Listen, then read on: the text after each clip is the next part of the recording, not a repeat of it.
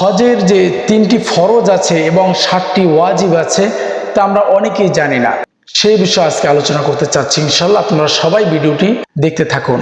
ওয়ালিল্লাহি আলান নাসি হজ্জুল বাইতি মান ইসতাতা ইলাইহি সাবিলা। হজের 3টি ফরজ এবং 7টি ওয়াজিব রয়েছে। এর মধ্যে কোনোটি ছুটে গেলে আপনার ওয়াজ কি ভালো করে মাকবুল হবে কি? হজে 3টি ফরজ এবং 7টি ওয়াজিব রয়েছে, আর এগুলো আমাদেরকে জানা খুবই জরুরি। হজ করার আগে একবার হলো এই ভিডিওটি শুনবেন ইনশাআল্লাহ।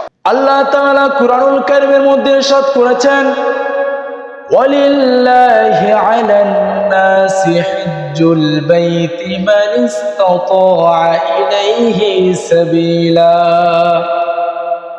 আল্লাহ তাআলা বলেন, সমর্থবান লোকেরা, তোমাদেরকে দুনিয়ায় সামর্থ্য দিয়েছি, টাকা পয়সা দিয়েছি, আর এই টাকা পয়সা যে তোমাদেরকে দিয়েছি এর পরিপূর্ণ হক আদায় করো। তোমাদের মধ্য থেকে যারা সমর্থবান রয়েছে, তোমাদের যাদের হজ করা ফরজ হয়েছে, তারা যেন সময় মতন হজ করে, এটা আল্লাহ তাআলার হুকুম।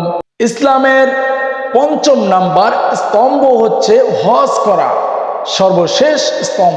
আর হজ যাদের জন্য ফরজ হয়েছে, আল্লাহ তাআলা তাদেরকে হজ করার বিধান আল্লাহ তাআলা কোরআনে ইরশাদ করেছে, আমাদেরকে হজ করতে হবে যদি হজ আমার ফরজ হয়ে থাকে। তো হজের ফরজ বিধান হচ্ছে 3টি।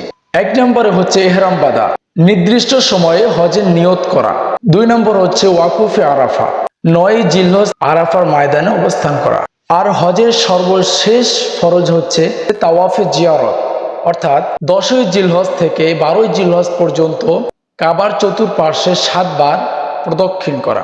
এতক্ষণ শুনেছি হজের ফরজ 3টি, আর এখন বলবো হজের ওয়াজিব 7টি। 1 নম্বরে আরাফা থেকে 9ই জিলহজ মুজদালিফায় অবস্থান করা, অর্থাৎ রাত্রি যাপন করা।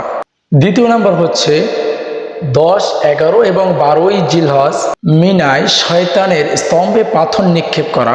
3 নম্বর হচ্ছে তামাত্তু বা কিরণ হজের ক্ষেত্রে কোরবানি দেওয়া। 4 নম্বর হচ্ছে 10ই জিলহজ কোরবানি দেওয়ার পরে মাথা মুন্ডন বা চুল কাটা। আর হজের 5ম নাম্বার হচ্ছে সাফা মারওয়া পাহাড়ের মধ্যে সাই করা বা দৌড়ানো। 6 নম্বর হচ্ছে মক্কা ত্যাগের আগে বিদেই তাওয়াফ করা।